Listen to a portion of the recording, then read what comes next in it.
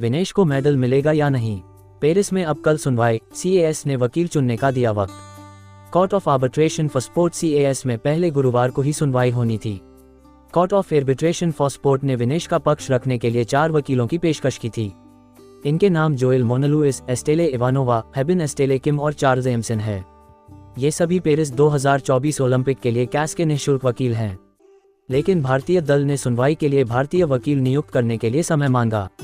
दरअसल CAS में पहले गुरुवार को ही सुनवाई होनी थी। Court of arbitration for sport ने विनेश का पक्ष रखने के लिए 4 वकीलों की पेशकश की थी।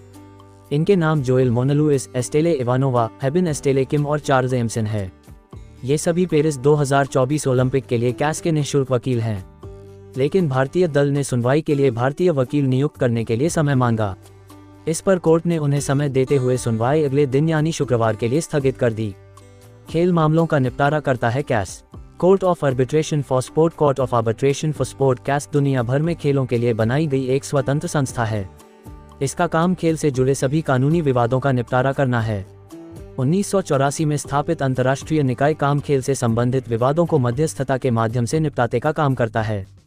इसका मुख्यालय लॉजेन, स्विट्जरलैंड में है और इसकी अदालतें न्यूयॉर्क शहर, सिडनी और लॉजेन में स्थित हैं। अस्थायी अदालतें वर्तमान ओलंपिक मेजबान शहरों में भी स्थापित की जाती हैं। इस क्रम में CAS इस बार पेरिस में स्थापित है। 100 ग्राम वजन के कारण अयोग्य हो गई विनेश। बता दें कि ओलंपिक में भारत की उम्मीदों को तब झटका लगा जब विनेश फोगाट को डिस्क्वालीफाई अयोग्य घोषित किया गया है। 50 किलोग्राम फ्रीस्टाइल रेसलिंग कैटेगरी के फाइनल मुकाबले से महज कुछ घंटे पहले विनेश का वजन करीब 100 ग्राम अधिक पाया गया था। विनेश के पास गोल्ड मेडल जीतने का मौका था, लेकिन वजन अधिक होने के कारण फाइनल मुकाबले से कुछ घंटे पहले ही उन्हें अयोग्य करार दे दिया गया। ऐसे में नियम के कारण वह सेमीफाइनल जीतने के बाद भी मेडल से चूक गईं।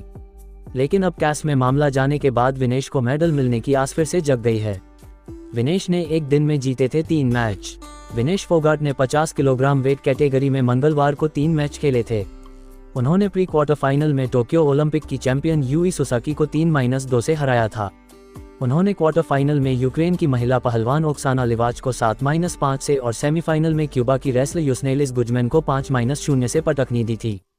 इसके बाद उनका मुकाबला अमेरिकी रेसलर सारा के साथ गोल्ड मेडल के लिए होना था। कुश्ती को कह दिया अलविदा। पेरिस ओलंपिक से डिस्क्वालीफाई होने के बाद भारतीय पहलवान विनेश फोगाट ने संन्यास लेने का ऐलान कर दिया। उन्होंने ये जानकारी सोशल मीडिया पर पोस्ट करते हुए दी है। विनेश फोगाट ने कहा कि मां कुश्ती मेरे से जीत गई, मैं हार गई, माफ करना आपका सपना, मेरी हिम्मत सब टूट चुके, इससे ज्यादा ताकत नहीं रही अब। अलविदा कुश्ती 2001-2024। उन्होंने माफी मांगते हुए कहा कि आप सबकी हमेशा ऋणी रहूंगी।